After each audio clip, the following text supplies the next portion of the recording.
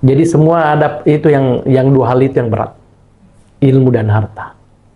Kalau itu tidak diimplementasikan, artinya kita dapat ilmu baru kita hanya anu sendiri, itu berat. Itu pertanggungjawaban berat. Dan itu pasti. Dan harta itu yang juga dipertanggungjawabkan, ya seperti itu. Harta itu dapat di mana, kamu bawa kemana. Makanya, yaitu tadi, yang punya ilmu jangan dipakai ilmunya dengan sendiri, artinya jangan kita sendiri, selalu apa aja yang kamu miliki, selagi itu baik, salurkan, anukan aja, sampaikan ke orang. Kepemimpinan Bapak Mudyat dan Bapak Abdul Waris Muin, bahwa perhatian mereka terhadap dunia pendidikan itu sudah sangat substansif. Artinya langkah-langkahnya cukup konkret dengan kartu penajam cerdas untuk anak sekolah. Artinya bagi angkatan pertama mereka dapat peluang untuk bisa beli seragam sekolah. Dan itu menjadi terobosan baru sebenarnya. Nah, ini juga menjadi konsen bagi pemerintah bahwa karena apa? Paling tidak mungkin kemiskinan itu putus dari saya, di keluarga saya. Jadi menjadi dokter pertama di keluarga itu bukan hanya sekedar impian, bahwa orang susah bisa sekolah itu karena dia punya keinginan kuat, tekad yang kuat, dan tentu dia harus memberikan imbas yang kuat. Kenapa saya selalu menyampaikan kepada masyarakat kami bahwa kalau kau lahir dari orang miskin, paling tidak kau tidak menyusahkan hingga mati menjadi orang miskin. Bukan karena apa-apa, karena pengalaman sendiri bahwa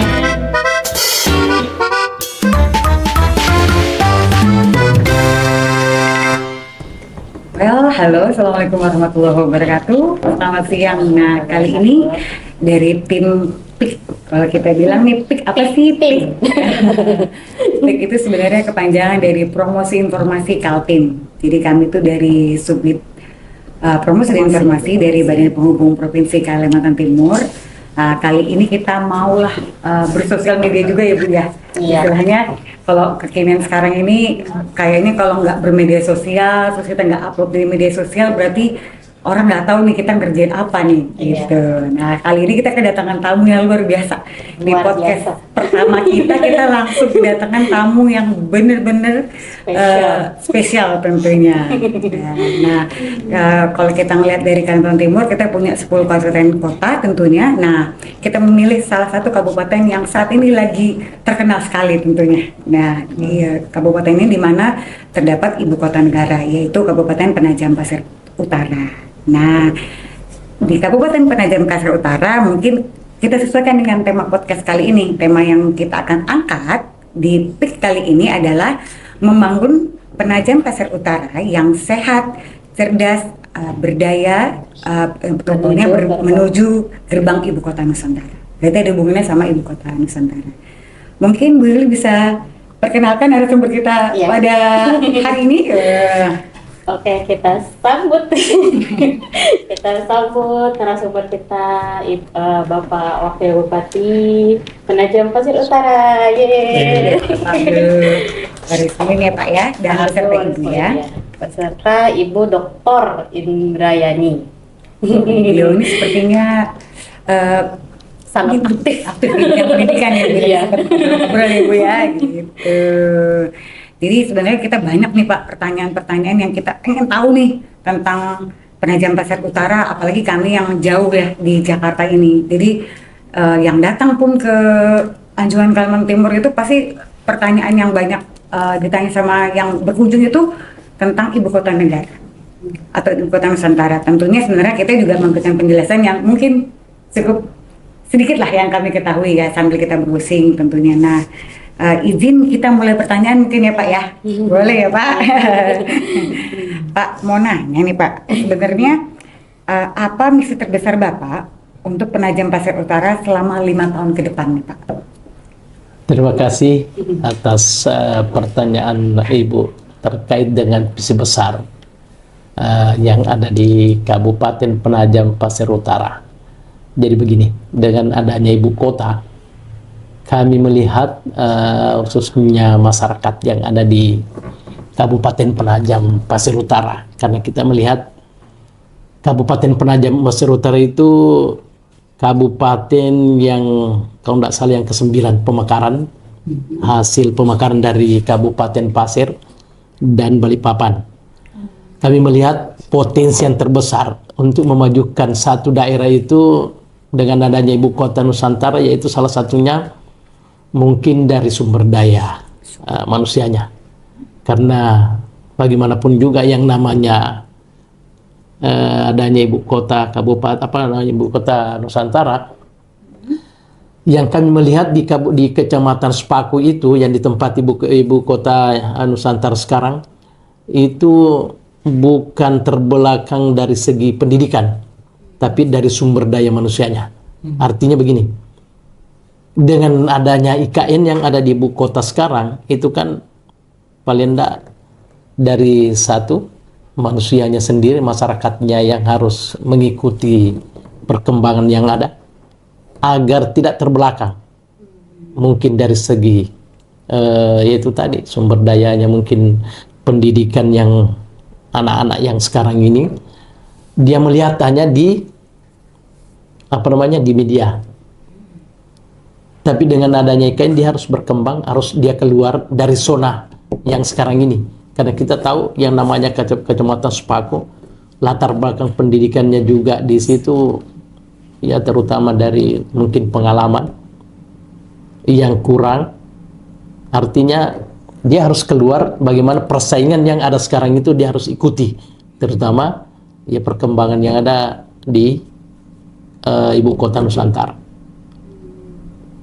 Jadi salah satu zona yang harus dia keluar itu bagaimana sumber daya manusianya ditingkatkan, terus anak-anak sekolah harus didorong bagaimana persaingan yang ada di tempat itu, walaupun mungkin yang sudah selesai, tapi dia harus melihat peluang yang harus dia ikuti yang ada di situ.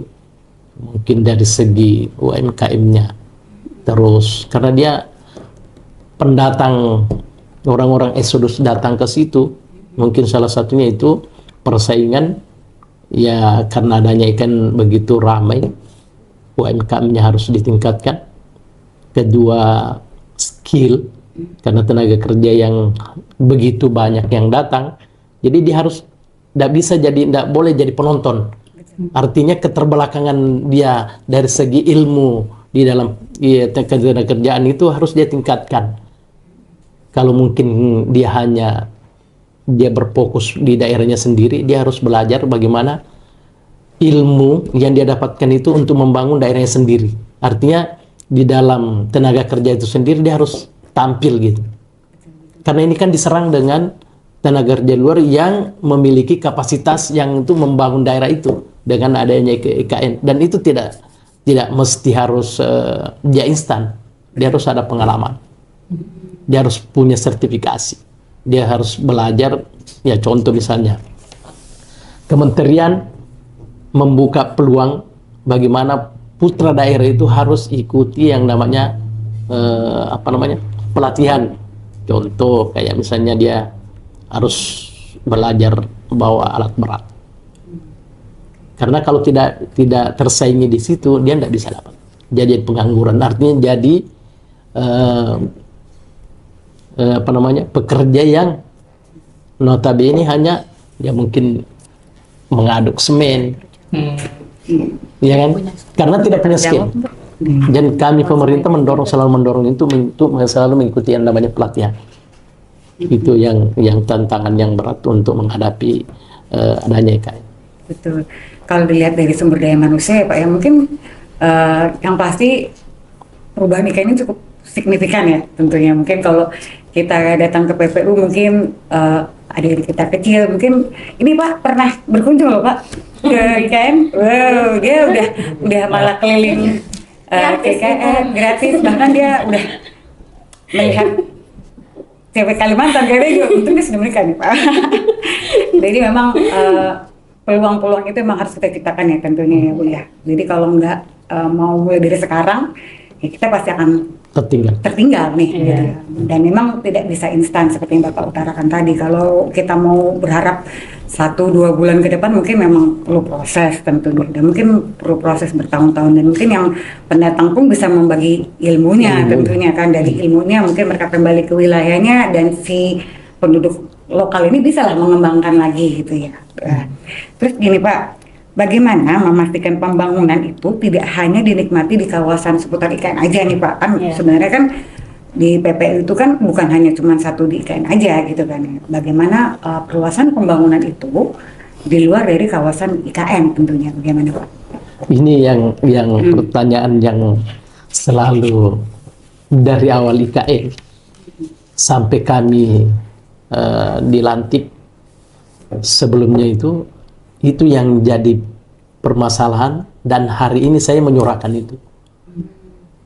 Saya setiap ada kegiatan tamu dari pusat, ada menteri, ada DPR RI, adanya DPD dan MPRI bergabung di dalam satu tempat dan satu forum. Saya selalu menyuarakan itu, dan saya selalu disampaikan ke Pak Bupati kalau ada kegiatan itu saya hadiri. Dan terakhir kami diskusi dengan rapat bersama dengan Komisi 2, Kementerian PPUPR, Kementerian Pertanahan, dan saya sampaikan terakhir ini, dan persoalan yang sama saya selalu sampaikan itu tadi. Bagaimana mungkin yang namanya IKN itu, adanya IKN di Kabupaten Penajam Pasir Utara dari 4 kecamatan, 3 yang terbelakang, dan kabupaten sendiri yang ibu kota yang kami tempati berkantor itu tidak pernah tersentuh. Dan pertama yang saya sampaikan ke Kepala Otorita terkait dengan keberhasilannya Kepala Otorita, dia selalu sampaikan keberhasilannya iya. Betul ya Pak ya. Setiap kementerian datang, setiap DPRD, DPRD datang, setiap siapapun yang datang berkunjung ke IKN, keberhasilannya Pak Basuki sebagai Kepala Otorita, dia sampaikan keberhasilannya iya, itu berhasil karena ditopang dengan mungkin anggaran, dan kita ini mau membangun yang namanya Ibu Kota Nusantara. Tapi apakah dari Ibu Kota Nusantara yang terbangun ini, yang ada di Kabupaten Penajam Pasir Utara itu 4 kecamatan, tidak tersentuh ke yang lain? Ya, Kecamatan Sepaku, ia terbangun. Dia paparkan keberhasilannya sekolah ini, pasar ini, ya, iya. Tapi coba kita lihat 3 kecamatan yang terpisah, 3 kecamatan yang ada di Kabupaten Penajam Pasir Utara itu terbelakang, tidak pernah tersentuh sampai hari ini. Ada Kecamatan Sepaku, ada Kecamatan Babulu, Kecamatan Waru, dan Kecamatan Penajam. Apa yang kita lihat, dan saya merasakan hari ini tidak ada manfaatnya untuk kita. Untuk itu saya sering sampaikan kalau di dalam forum itu, seandainya Bapak tidak mengundang kami, ini contoh salah satu contoh, seandainya Bapak tidak mengundang kami tidak tahu kalau Bapak ada di sini, karena akses pendekat itu kami tidak kelihatan, karena kan dari Balikpapan ke Sepaku itu kan dia jalan pintas lewat tol, tapi dia tidak ke kabupaten yang ibu kota kabupaten, karena ada jarak, ada ada teluk bersambung. Kalau kita misalnya dari Balikpapan ke IKN atau ke Bogor itu butuh waktu 2 jam. Nah, kalau tamu ini datang untuk berkunjung atau ada kegiatan di IKN, dia kalau lewat Balikpapan, dia kalau lewat tol cuma satu jam. Tapi dia tidak kelihatan kalau dia ada tamu lewat di kabupaten kita. Kabupatennya justru kabupaten ya Pak ya. Iya. Nah, hasil itu setiap kami pertemuan saya sampaikan itu. Terakhir kami konsultasi ke Bappenas terkait dengan ketimpangan pembangunan ini. Dia juga timnya Bappenas itu tahu kalau seperti itu keadaannya. Artinya terisolasi dengan baru. Tapi memang kalau kita lihat Kabupaten Penajam Pasir dengan yang ada ibu kota kabupaten, kelihatan bahwa bangunannya iya di situ, di mana, di Sepaku. Betul. Saya sering bercanda dengan teman-teman, dengan kepala daerah yang lain, bahwa ibu kota itu yang kalian sebut itu ke kami, iya. Dan memang luar biasa. Mungkin kalau kita lihat di ibu kota, tol-tol di mana-mana, IKN juga sekarang begitu. Saking luar biasanya yang namanya perkembangan dan bangunan yang ada di sana. Tapi apakah yang pertanyaan Ibu tadi, apakah dengan adanya perkembangan bangunan atau hal yang lain di sana? Ya kami tidak. Kami jawab tidak. Kami tidak. Karena memang tidak ada. Boleh tahu tidaknya itu kenapa Pak?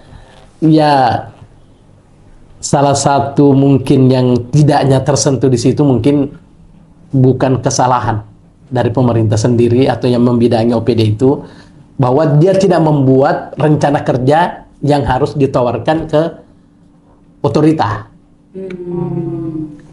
Karena hasil yang kami konsultasi ke Bappenas minta data itu. Di Kabupaten Penajam, Kecamatan Penajam, Sepaku, Babulu, Waru itu apa yang mau dibuat di situ? Apa potensi apa yang harus kita buat di situ? Nah, ternyata itu yang laporan itu yang belum dibuat. Akhirnya tidak tersentuhnya dengan alasan yang tadi. Itu yang alasan bahwa kenapa tidak tersentuh, yaitu tadi salah satunya. Tidak ada set plan. Jadi kita disuruh buat set plan untuk 3 kabupaten, apa yang di situ betul-betul kita bisa perbaiki. Nanti kalau potensinya sudah jadi bisa promosiin ke kita. Itu ya, sebagai sumber promosi informasi kita tetap, Pak pokoknya begitu ada yang baru nih, ayo Iya, Pak, kita nanti kita promosikan. info ini. Karena kan memang sebenarnya kalau saya lihat di media sosial nih Pak ya, itu kan gencar banget ya, maksudnya kayak momen anak libur sekolah, pasti datangnya ke IKN, apalagi Iya, misalnya iya. kota-kota pendukung tuh seperti kayak bahkan tuh sampai dari Bontang hingga Sangatta gitu ya, itu kayaknya yuk IKN. Jadi mungkin sosok si bangunan-bangunan IKN itu menjadi istilahnya itu Daya tarik. Ikon.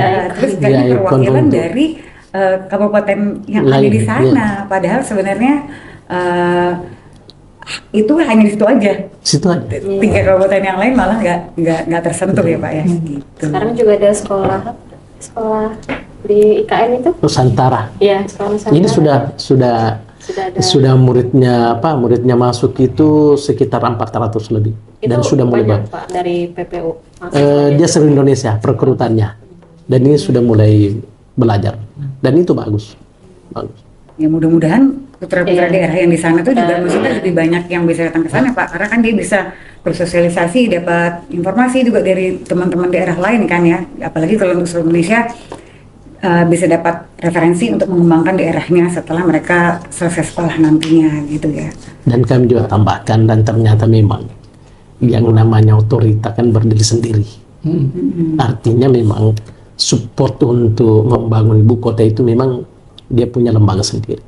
Jadi kita juga harus, kami juga dari pemerintah memahami hal itu. Makanya kami selalu dengan Pak Bupati itu sering berkomunikasi ke ibu kota untuk mendapatkan ya paling enggak bagaimana di Penajam itu akan terbantu. Karena sekarang ini kan efisiensi anggaran fiskalnya juga tidak jadi banyak dipotong. Dan kami juga berharap, alhamdulillah mungkin tahun ini insya Allah kalau jadi sekolah terintegrasi kita dibangunkan, terus sekolah rakyat dan Koperasi Merah Putih kita dapat 3. Itu yang kami sekarang dia selalu konsultasikan ke kementerian. Gimana Abdul mau terlibat mungkin ikut Koperasi Merah Putih mungkin nanti dulu. Ya, buat jadi promosi juga nih ya. Iya. Nilai jual termahal PPU itu apa ya? Mungkin ya kan pasti banyak UMKM, wisata apa gimana gitu kan ya. Mungkin biar kita jargon utamanya apa nih kalau seandainya orang pengen mencari hal itu pasti kan larinya ke PPU tuh. Tapi memang kalau kita melihat itu, saya mencermati PPU itu memang salah satu bukan kekurangan, artinya kita ini belum menggali yang namanya yaitu tadi salah satu itu apa sih di situ yang harus, ini yang jadi pertanyaan memang dari kementerian itu kalau kita memberikan usulan atau mungkin itu yang menjadi masalah. Artinya tidak ada yang bisa di situ kita tonjolkan gitu. Itu belum sampai sekarang. Kalau mungkin dari UMKM-nya juga masih kita kaji apa sih di PPU itu. Terus tempat yang harus kita membangun wisata di situ apa yang mana sih? Karena memang di sana ada beberapa tempat wisata memang belum terjamah, artinya belum digali potensinya bagaimana masyarakatnya di situ. Di situ ada pantai namanya Pantai Tanjung untuk pantainya. Terus ada yang ada yang rumah adat kalau belum. Terus ada yang itu Rusa Sambar. Yang dari provinsi juga belum ada promosinya, tapi belum terlalu dipahami dikena di masyarakat. Terus kalau yang di gua di Sepaku, gua Tapak Raja yang itu rupanya ya banyak, cuma potensi untuk mendongkrak itu masih sementara kita bagaimana supaya di pemerintah daerah itu bisa mendongkrak untuk masyarakat itu bisa. Mungkin termasuk upacara Nondoy juga tuh Pak yang kemarin itu tuh. Kalau menurut saya kayaknya menarik juga itu kalau buat dijadiin potensi utama juga gitu Pak. Kalau yang Nondoy itu kami tadi hasil kunjung dengan Banhu itu baru saya tahu kalau sudah ada, baru kita diberi tadi itu ada buku. Betul. Dan saya coba nanti pulang saya minta dipelajari dari arsip dan pariwisata kalau ini bisa di perpustakaan dikembangkan. Artinya dengan adanya dasar ini Penajam bisa dikenal, tapi karena tidak semua kabupaten kota yang ada di Penajam di kabupaten di Provinsi Kalimantan Timur punya tradisi yang seperti Nondoy. Jadi saya coba nanti karena ada buku dikasih ya, insya Allah saya minta dipelajari ya kita kembangkan. Supaya Penajam Pasir Utara itu bukan dikenal dengan IKN-nya, tapi dengan ada satu tradisi yang warga di situ memang sudah turun-temurun. Soalnya dari kemarin itu ada tim dokumentasi dari luar negeri itu mereka juga tertarik untuk mengkaji tentang upacara itu gitu kan. Nah sekarang untuk kitanya sendiri yang orang asli situ gitu kan, kenapa tidak kita munculkan gitu kan? Intinya biar semua orang tahu kalau itu udah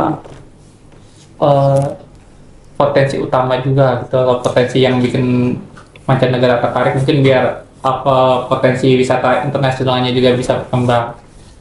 Dan itu memang saya lihat itu memang potensi karena waktu tahun lalu waktu Nondoy itu memang ada wisatawan lengkap dengan perangkatnya mendokumentasikan itu, kalau tidak salah dari Korea. Kami sempat dialog melihat situasi dan memang tertarik sekali, dan itu salah satu potensi daerah Kabupaten Penajam itu untuk menarik wisatawan. Dan satu hal yang saya juga apresiasi terkait dengan IKN itu, karena setiap dalam satu minggu itu bisa mendatang wisatawan lokal dan luar bisa datang ke IKN itu sampai 5.000 7.000 datang untuk berkunjung. Jadi kita berharap mudah-mudahan dengan adanya IKN, adanya istana dengan kantor yang ada di sana itu bisa berlanjut dan ditempati. Mudah-mudahan semuanya. Nah, Bapak banyak banget ceritanya. Jadi kayak kami tuh punya gini loh Pak, kalau yang kita tahu kan memang beberapa di antara kami ini memang asal dari Kalimantan Timur gitu ya. Saya dari Balikpapan, dulu musiknya dari Samarinda. Tapi mungkin kami ke Penajam Pasir Utara itu bisa dihitung pakai jari ya. Tapi semenjak ada IKN ini, kita malah lebih sering ke sana gitu. Karena memang kami juga sempat membawa tamu duta besar. Nah, mungkin pada saat kegiatan itu orientasi hanya difokuskan pada IKN ya. Padahal sebenarnya potensi-potensi lain yang bisa kita kembangkan gitu. Kabupaten yang ada di sana ada 4 tentunya Pak yang bisa kecamatan ya gitu. Kemarin dia sudah sampai berapa hari tuh di kegiatan Nondoy ya. Jadi dia yang ikutan meliput gitu Pak. Makanya dia paham banget tuh sepertinya tuh sampai kayaknya nggak mau pulang tuh Pak sampai acara terakhir gitu. Karena soalnya artis dia. Jadi memang gini. Jadi kalau saya melihatnya Bu, potensi gini. Penajam Kabupaten Penajam khususnya itu akan satu ramai, dan kita hari ini mengupayakan bagaimana ada yang namanya jembatan Riko, jembatan pendekat yang mudah-mudahan tahun depan akan terbangun antara Bulu Minung dengan namanya Gresik. Itu panjangnya kurang lebih 800-an meter. Kalau itu dibangun, ya warga Penajam ke Balikpapan butuh waktu hanya 30 menit. Begitu juga orang yang Balikpapan ke Penajam, ya sama. Jadi tidak lagi Mutar mutar. Kalau mutar kan satu jaman. Kalau itu kita dikaji itu sekitar 30 menit. Kalau dari Bulu Minung sampai di bandara melingkar lewat tol ke Balikpapan 30 menit aja. Jadi mempersingkat banget ya Pak ya? Mempersingkat. Jadi perputaran istilahnya orang datang ke Iya. daerah tersebut pasti Iya. lebih banyak, karena kan mungkin selama ini mungkin gitu Pak, mungkin waktu tempuh Waktu ya. tempuh. Dan kami berharap kalau itu jadi terbangun itu, orang-orang Balikpapan, warga Balikpapan itu akan membangun di Penajam dan pasti ramai. Nah, itu dia. Ramai, saya yakin ramai. Tapi kalau itu tidak terbangun, ya mungkin 10 tahun yang akan datang masih seperti Ya itu. masih tetap yang sama. Jadi ya, larinya Pak. orang masyarakat yang datang ini taunya KKN. Karena itu tadi, atau kalau mereka datang ke Penajam melalui transportasi laut, itu kan ada feri, ada penyeberangan dan speedboat, betul. lotok. Ya palingan pakai transportasi itu. Tapi kalau ini dibangun, ya kami berharap Penajam ramai. Betul, harapannya gitu pasti. Karena warga masyarakatnya mungkin Balikpapan yang sudah padat di sana, dia lari bikin rumah atau mungkin bikin usaha di sana. Tapi kalau itu yang tadi kami sampaikan itu tidak terbangun, masih jangka panjang. Masih perlu waktu yang lebih lama gitu. Pak, ini kayaknya kita udah banyak tanya nih Pak. Sementara waktu sudah harus makan siang nih kayaknya kita. Bersiap dulu kali kita. Nggak usah ditanya. Hah? Lanjut aja kita. Lanjut. Kata Ibu lanjut ini. Iya. Gimana Tim? Lanjut. Dan ada nih Pak, ada sutradara nih soalnya Pak. Iya. Jadi kami ikuti kata sutradara. Kata sutradara, makan dulu Bapak, takutnya nanti lapar. Gitu ya. Kita lanjut ke Ibu mungkin Ke Ibu, ya. ya. Tadi Bapak udah beberapa pertanyaan yang mungkin Karena Ibu sifatnya banyak betul. banyak. Nah, Ibu malah justru banyak kegiatan nih Bu. Aktivitasnya. Jadi ini Bu dari sutradara nih Bu, sekali lagi sutradara ya Bu ya, kita karena podcast pertama, jadi kita nih apalagi yang datang langsung daerah nih Bu. Ya Allah, ini bener kan? Langsung Saya sampai spesial nih. tadi malam ini bener nggak baju kita ini baju kerja kita ini ya gitu ya. Ini saya siapin dari semalam. Gitu. Jadi kita beralih ke Ibu ya Bu ya. Jadi Ibu saya siap? Siap belum? Gitu ya. Udah siap belum? Jadi ini segmen ini kepada Ibu sih sebenarnya Bu. Jadi selain menjadi istri wakil bupati tentu dengan segala kesibukan ya Bu ya, Ibu juga pasti kan berkiprah yang saya tahu jadi wakil rektor Universitas Balikpapan tentunya. Terus ada lagi juga Bu Ibu jadi tenaga ahli bidang pendidikan. Wah, ini ada 3 posisi yang Ibu kerjakan sekaligus nih Bu. Bagaimana peran ketiganya nih untuk saling melengkapi gitu, atau Ibu selangkahnya itu bisa beriringan seperti itu? Ya, baik, terima kasih. Salam kenal semuanya. Saya Dr. Indrayani. Kebetulan selain aktivitas sebagai sektor domestik, yaitu berumah tangga ya, jadi pendamping dari Pak Wagub, saya juga aktif sebagai wakil rektor, dosen, dan juga tenaga ahli bidang pendidikan. Tentu yang namanya kiprah, selain kita berusaha untuk menyeimbangkan antara sektor domestik dan publik, yaitu bagaimana kita sebagai perempuan yang pekerja, ibu rumah tangga, nah kita harus benar-benar bisa meng-college waktu gitu ya.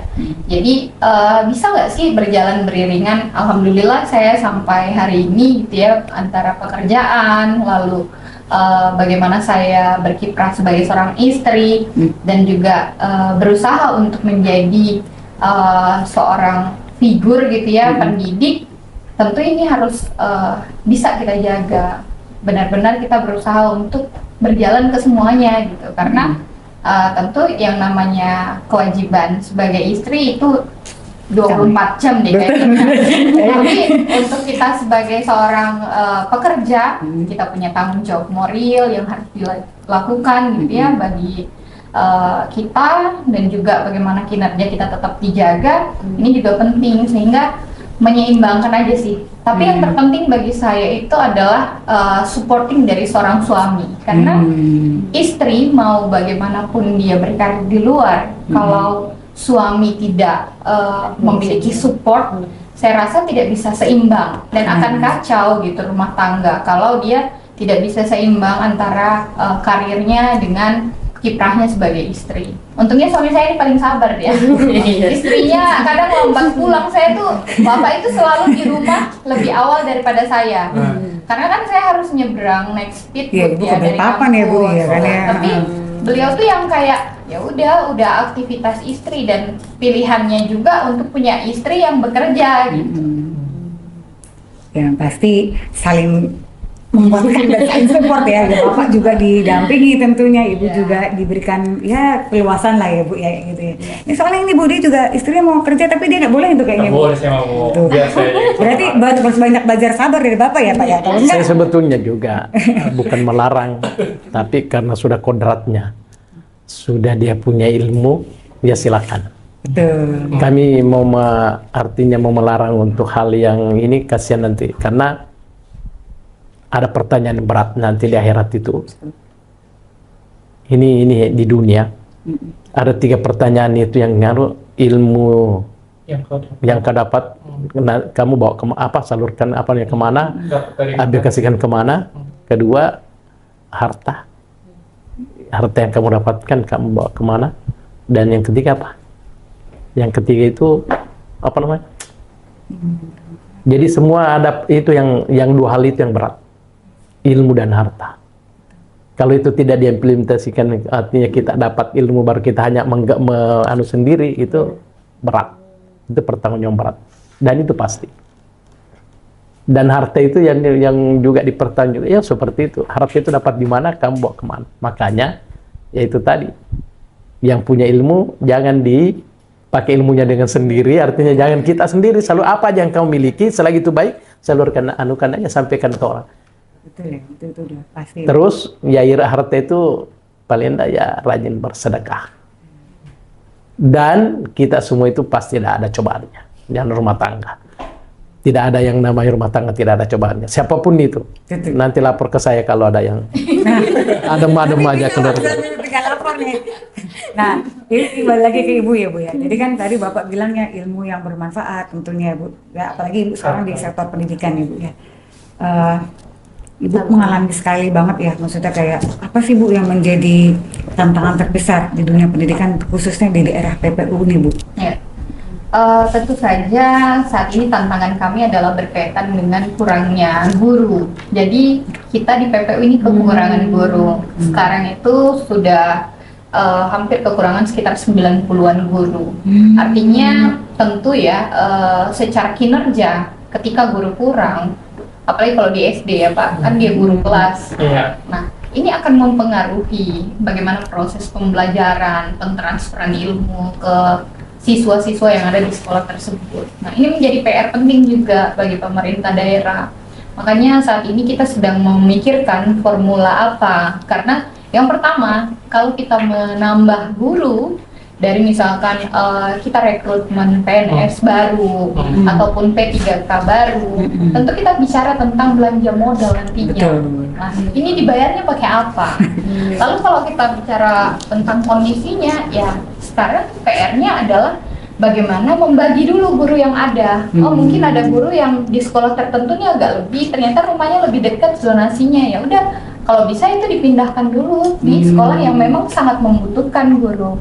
Karena kalau sampai akhir tahun ini kurang lebih ya 110 guru yang akan kurang karena mereka pensiun. Iya, masih pensiun ya Bu ya gitu ya. Jadi ini yang jadi PR di daerah, apalagi di masa efisiensi sekarang, belanja dan pentransferan kurang dari pusat. Nah, problemnya tentu akan turun ke model pembelajaran, masalah pembelajaran, dan juga kondisi pembelajaran di sekolah.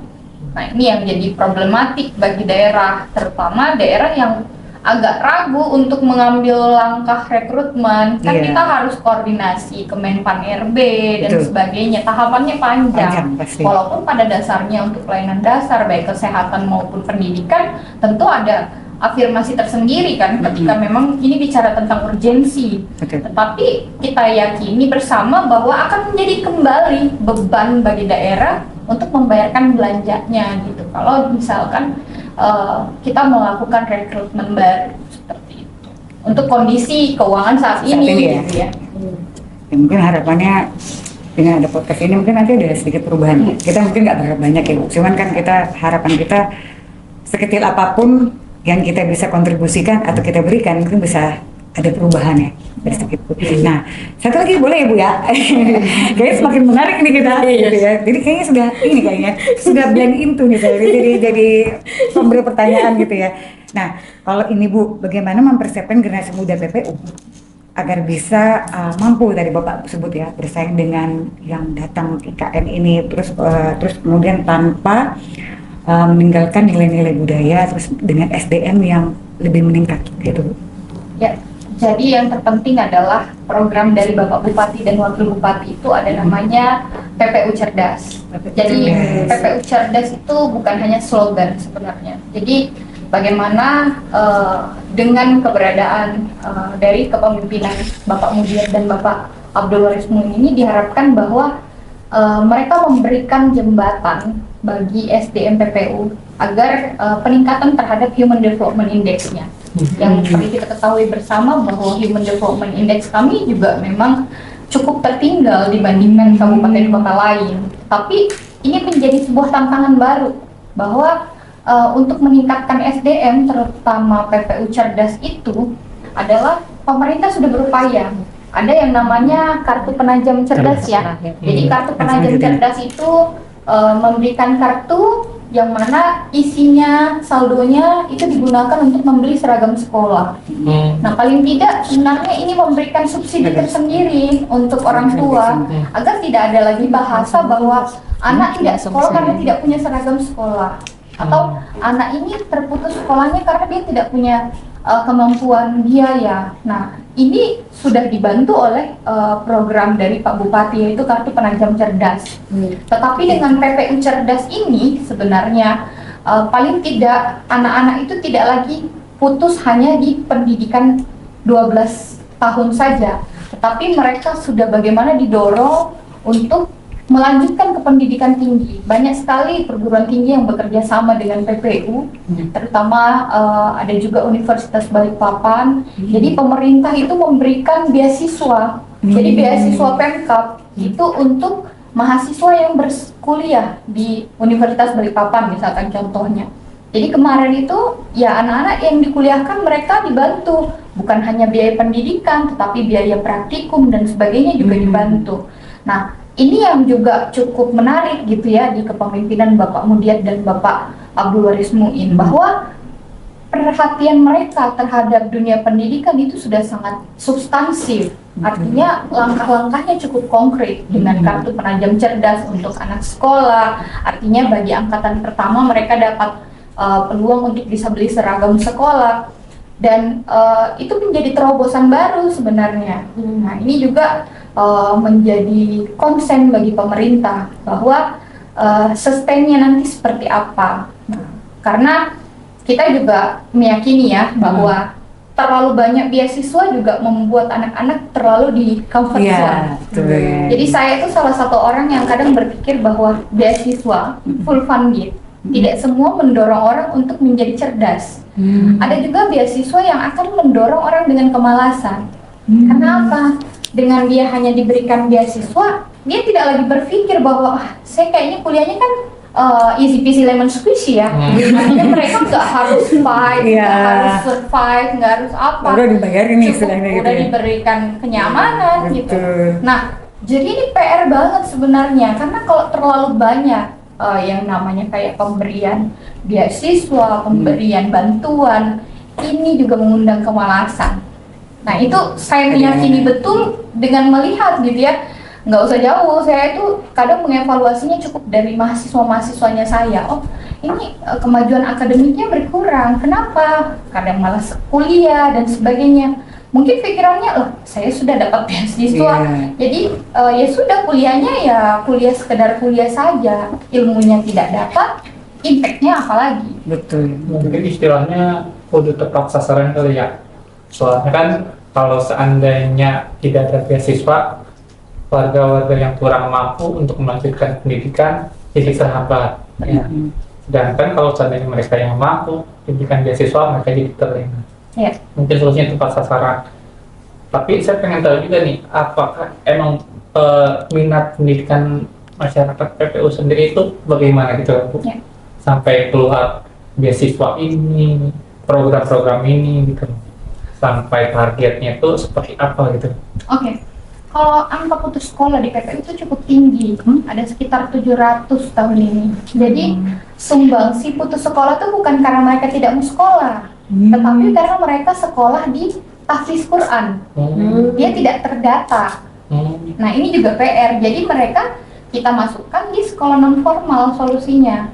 Kenapa? Karena mereka bersekolah, tapi mereka tidak di sekolah yang ada datanya gitu.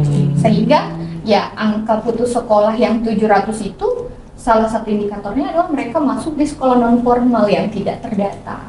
Sehingga mereka juga salah satu yang pemberi sumbangsi bahwa angka putus sekolah di PPU cukup tinggi dan sempat menjadi rapor merah, tapi sudah pelan-pelan teratasi dengan kita masukkan mereka ke TKBM. Di beberapa sekolah juga di Jakarta juga ada program seperti itu. Jadi itu Kebudayaan lama sebetulnya sih kalau seperti Ya. itu. Jadi mungkin yang terakhir gitu ya dari saya, bahwa kalau saya adalah dulunya hanya penjual nasi kuning yang bisa jadi dokter. Masya Allah. Jadi punya suami wakil bupati juga rezeki besar ya. Tetapi kenapa penjual nasi kuning bisa jadi dokter? Saya dulu buat makan aja susah, Pak. Tapi saya sambil S2, sambil S3 itu jualan di kampus. Dan saya selalu meyakini bahwa semua orang itu kan punya sejarah gitu ya. Semua orang punya masa lalu. Tetapi bagaimana kita berusaha untuk menjadi seseorang yang keluar dari zona nyaman, zona aman. Karena apa? Paling tidak mungkin kemiskinan itu putus dari saya, di keluarga saya. Jadi menjadi dokter pertama di keluarga itu bukan hanya sekedar impian, bahwa orang susah bisa sekolah itu karena dia punya keinginan kuat, tekad yang kuat, dan tentu dia harus memberikan imbas yang kuat. Kenapa saya selalu menyampaikan kepada masyarakat kami bahwa kalau kau lahir dari orang miskin, paling tidak kau tidak menyusahkan hingga mati menjadi orang miskin. Bukan karena apa-apa, karena pengalaman sendiri bahwa paling tidak kita menjadi orang yang lebih bermanfaat untuk orang lain. Karena hidup ini hanya satu kali gitu ya. Kita tidak mungkin melakukan terlalu banyak hal. Tidak mungkin juga bisa membantu semua orang. Tapi mungkin dari setiap kata yang kita keluarkan akan memberikan imbas lain. Oh, ternyata orang akan berpikir, oh dia juga orang susah nih. Tapi saya bilang orang susah jangan pernah menyusahkan orang lain. Sangat inspiratif ya. Tidak motivasi juga jadi CEO. berarti kalau dari cerita ibu aja ya harusnya memang ya, apalagi kami di Jakarta ini udah harus banyak motivasi ya istilahnya gitu ya. Apalagi di daerah dengan spirit yang besar, orang-orang di Jakarta kayak kita harusnya nggak santai-santai aja gitu. Nah ini udah mau menjelang terakhir nih, pertanyaan buat Bapak dan Ibu ya. 3 kata yang menggambarkan Penajam Pasar Utara. Dari Bapak dulu nih Pak. 3 kata menggambarkan Penajam Pasar Utara nih Pak. Nggak bersama loh Bapak. Tulisan kiri lagi. Kami dari pemerintah. Bapak ini soalnya dari apa ya, tukang speed jadi wakil bupati ya. Jadi kami ini kalau latar belakang pendidikan, kami berharap juga ini kami sampaikan ke semua bahwa tidak semua pendidikan itu ada di dalam sistem. Betul. Tanpa pengalaman, tanpa pemikiran yang di luar pendidikan itu tidak akan berhasil. Salah satunya banyak beribadah. Untuk Kabupaten Penajam Pasir Utara, 3 katanya. Tiga kata. Kata-kata oleh kata. Iya. Semoga Kabupaten Penajam Pasir Utara tetap unggul, Unggul. masyarakatnya cerdas dan tidak tertinggal dengan daerah lain. Tidak tertinggal. Unggul, cerdas, dan tidak tertinggal. Oke. Tiga dari Bapak. Unggul, cerdas, dan tidak tertinggal. Ibu nggak boleh sama nih katanya. Unggul, cerdas, dan tidak tertinggal, Bu. Aduh, apa ya? Kan ambil Bapak semua ya, Bu, dulu ya. Ya udah diambil semua lagi. Untuk Penajam Pasir Utara, yang pertama adalah Penajam Pasir Utara cerdas, lagi anak didiknya, lalu bermartabat bagi masyarakatnya, dan juga religius bagi seluruh elemen yang ada di Penajam Pasir Utara. Kami di Penajam itu sudah 40 tahun. Proses perjalanannya Kabupaten Penajam yang dulu gelap, hari ini terang menderang, kami ada di dalamnya. Masya Allah. Kami ada di dalam, artinya saat Kabupaten Penajam mau dijadikan kabupaten, luar biasa perjuangannya. Dan hari ini manfaatnya luar biasa untuk semua yang pernah menolak dan mendukung Penajam, hari ini menikmati. Terutama kami yang hari ini dulunya hanya pekerja serabutan, siapa sangka hari ini Abdul Warismu menjadi wakil bupati Penajam Pasir. Masya Allah. Baik, terima kasih. Assalamualaikum warahmatullahi wabarakatuh dan sampai jumpa. Dadah.